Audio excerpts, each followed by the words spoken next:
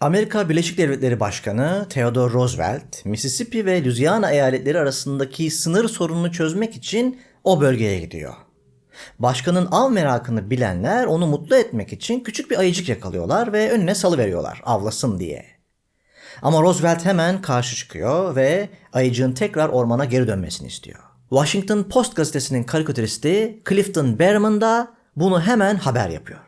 Morris Migdam adında biri de Washington Post gazetesini okurken bu karikatürü görüyor.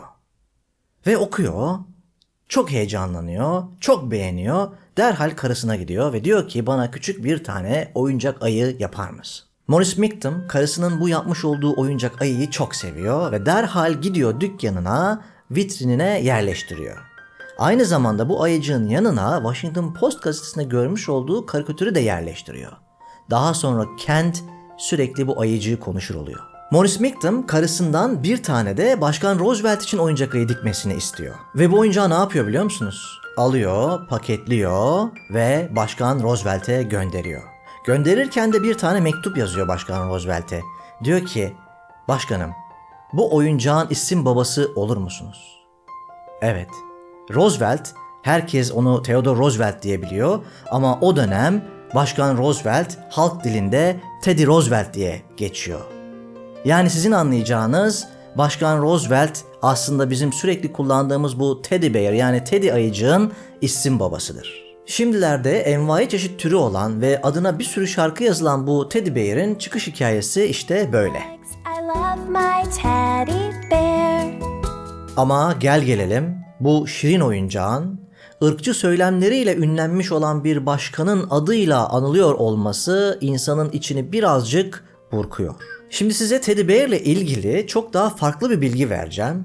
Ve açıkçası bu bilgi de beni ve Engin'i hem üzüyor hem de bize birazcık ironik geliyor. Biraz önce bahsettiğim Morris Migdam ve eşi Rose, Teddy Bear'in çok tuttuğunu görünce gidiyorlar Ideal Novelty ve Toy Company adında bir şirket kuruyorlar.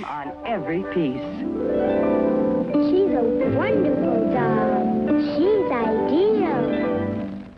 Sıkı durun, bu şirketin 2. Dünya Savaşı'nda elde ettiği kar 2 milyon dolardan tam 12 milyon dolara çıkıyor. Niye mi? Çünkü 2. Dünya Savaşı'nda yaşanan baby boom olayıyla ilgili. Nedir bu baby boom? Anlatayım. Doğum oranındaki yüksek artış. 2. Dünya Savaşı'ndan sonra Amerika'nın nüfusu çok ciddi oranda azalıyor. Bu nüfusu geri kazanabilmek için devlet bir sürü doğumu teşvikleyen planlar yapıyor.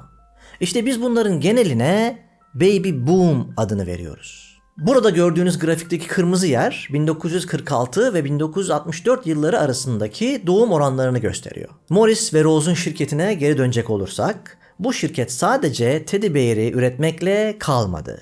Aynı zamanda yine en popüler olanlardan bir tanesi olan Betsy ve Wetsy adlı oyuncağı da üretti. İçip altını ıslatan bu bebek çok ünlendi.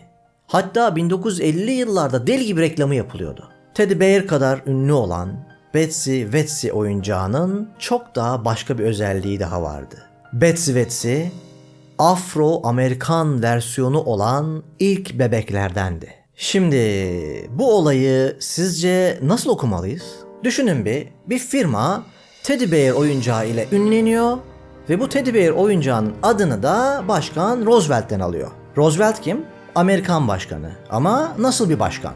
Güçlü ırklardan bahseden, hükmetmek için dünyaya gelmiş savaşçı ırkları yücelten bir başkan. Hatta ve hatta şunu söyleyebilmiş bir başkan.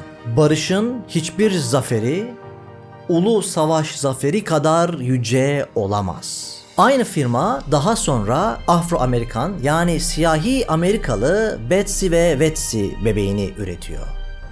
Böylelikle yüzyıllardır sömürülmüş, köleleştirilmiş insanların da var olduğunu bir oyuncakla su yüzüne çıkartıyor. Ne dersiniz?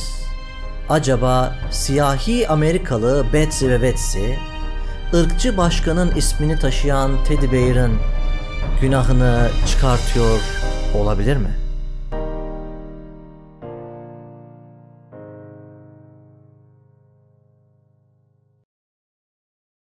Umarım videomuzu beğenmişsinizdir. Beğendiyseniz beğenmeyi, paylaşmayı ve alt taraftaki abone ol butonunu tıklayarak ücretsiz bir şekilde abone olmayı unutmayın lütfen. Aynı zamanda her cumartesi yeni bir içerikle sizlerle beraber olacağız. Eğer eski videolarımızı kaçırdıysanız yan taraftaki videoları tıklayarak izleyebilirsiniz. Hoşça kalın.